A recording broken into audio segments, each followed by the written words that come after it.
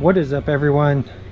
So today we have a repair on the Hyundai Sonata 2015, and basically what we're going to do is there's a code that keeps going off, and I think it's like P0128 or something like that.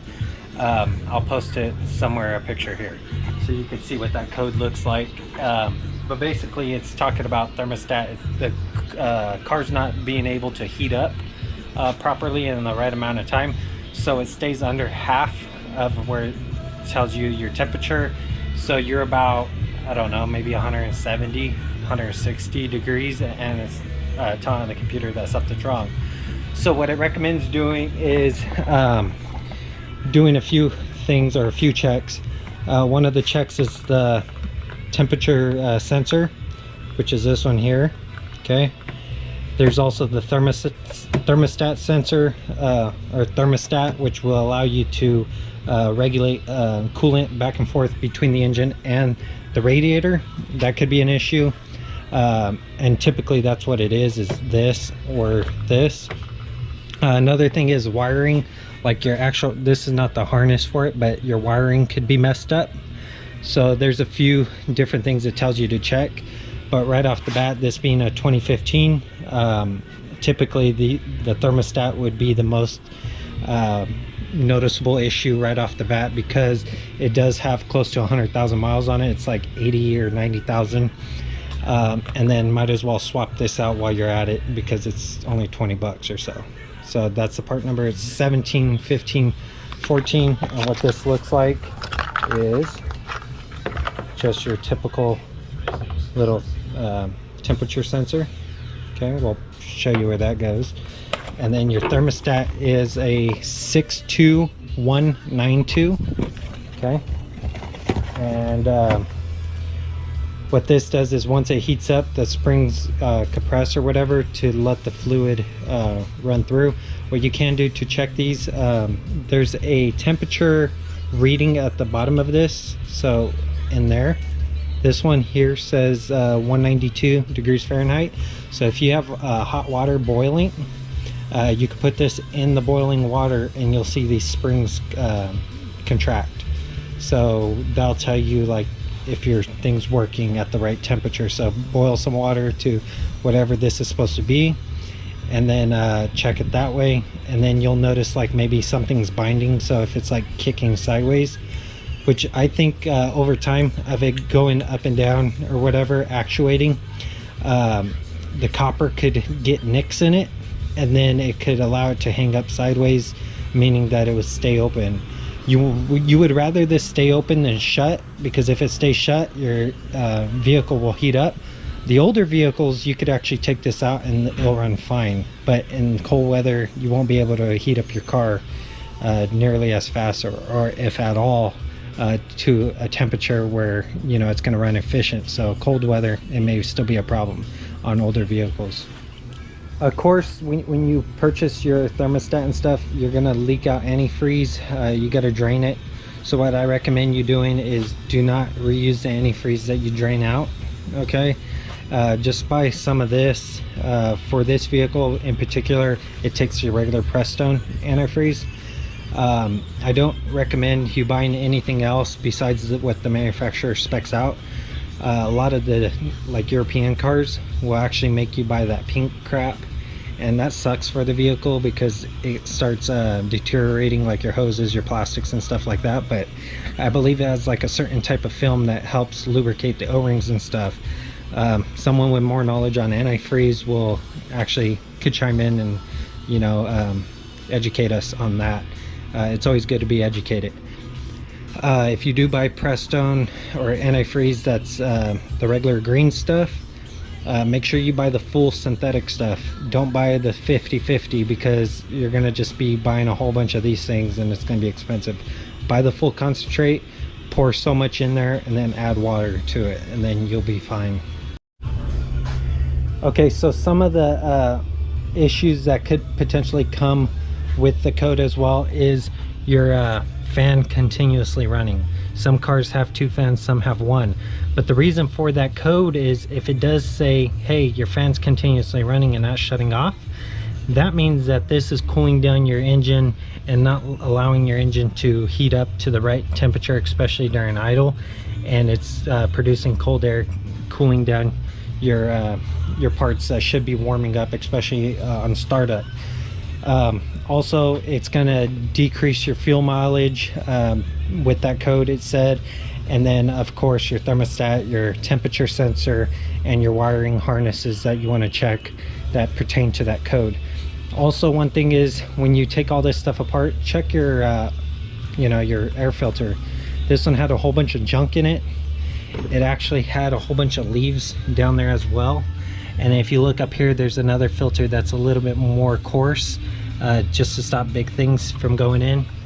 But that one could be taken off. There's a few screws up here, and this being blocked, you know, it's going to make your car try to scavenge for air, which is going to screw up your air fuel ratio, and then you're going to get more fuel, you know, and then the air is going to be off, so then it's going to draw in more air, it's going to kick off the fuel. It's just going to be a battle back and forth trying to equal out what it needs, when you could just get more air and it atomizes the fuel a lot more efficiently when driving, therefore producing a better mileage for you. So keep that in mind.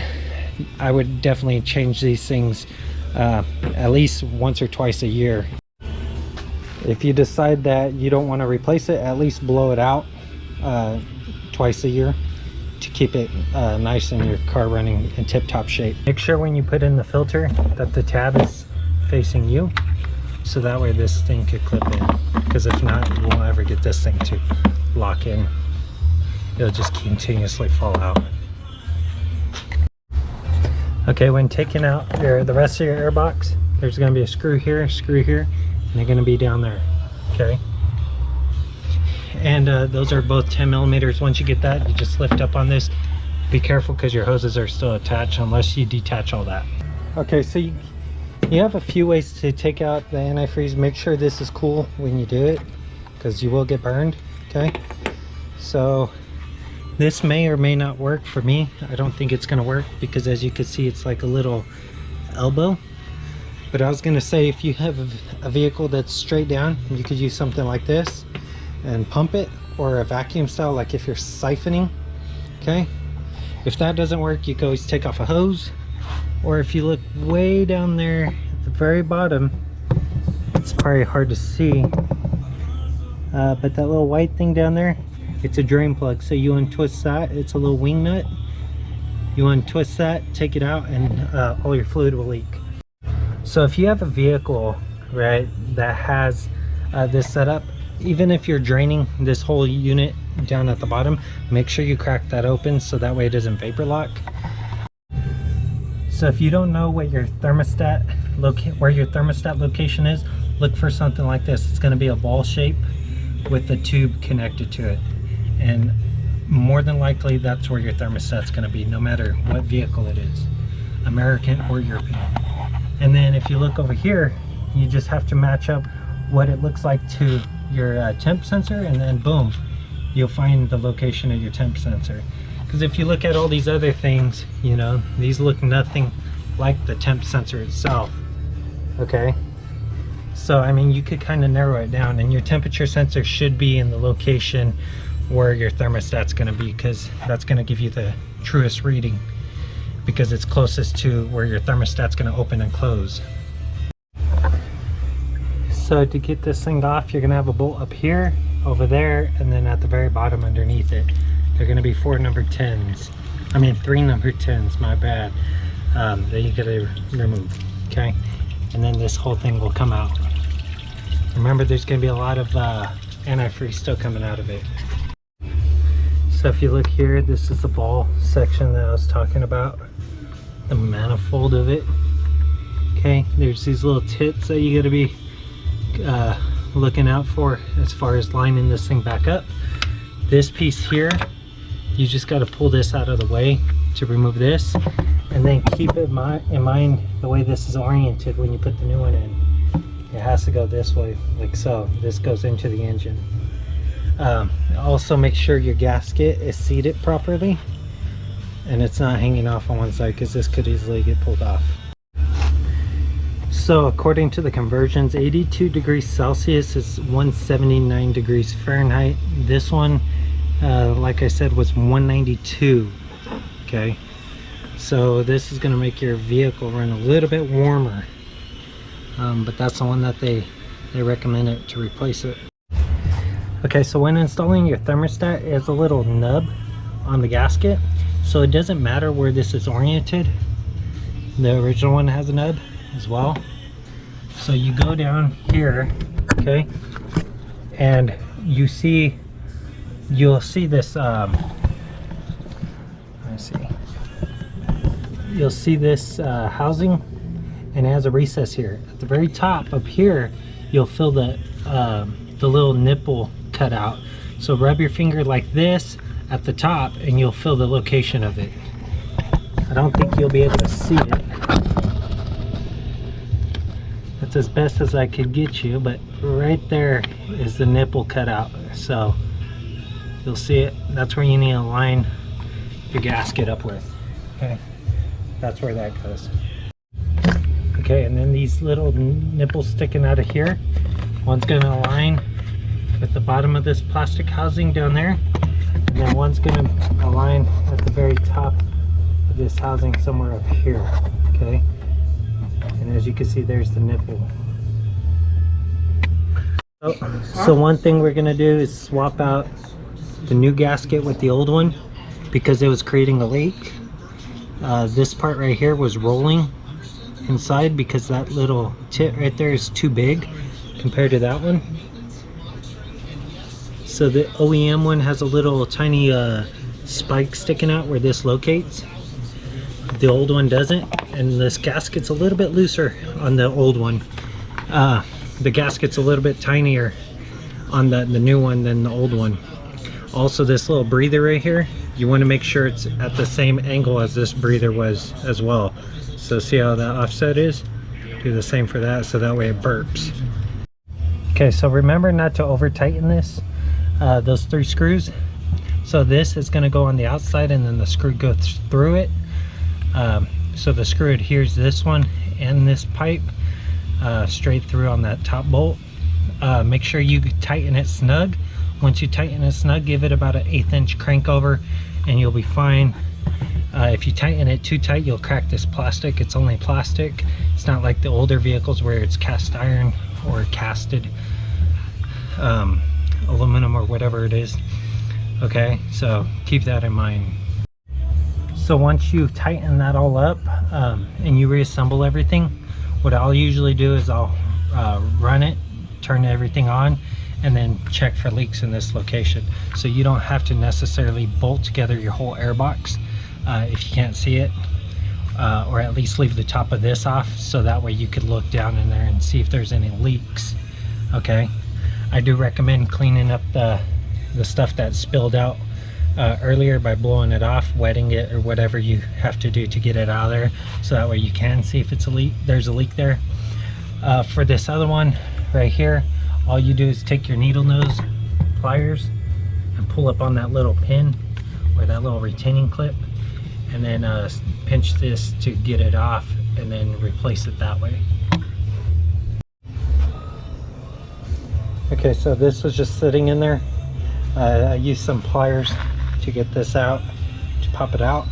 Just grip on that part of it, and then I use a little flat blade to pop the retaining ring out. I put it behind this little flat and then pulled it straight out. And what that does is it retains this up against there into that housing back there. And this is what the hole looks like. Okay, and then you just, I'd suggest to wipe it out because it's a little dirty, and put a new one in there. Okay, if you look here, it's all friction fit, so there's the O-ring that holds it in there. You put this in, make sure these tabs right here are facing you, so they're like this, so that way when you put this connector on, the little push button right here is always facing you, so it goes like this, and there's the push button. You want it to be on your side, so that way you don't have to reach across and get it out. Okay, So it's amazing how this stuff goes back together. Between a Phillips and a 10, I was able to do this whole project. And then also a flat blade and your Phillips or your water pumps. But these tools were not required. It helped the convenience of accessing the temperature sensor. So if you look back there, you could see the temp sensor still, and then if you look through here, you could see the thermostat. Okay, and then with the flashlight, I mean, you could definitely see it to see if any leaks are occurring.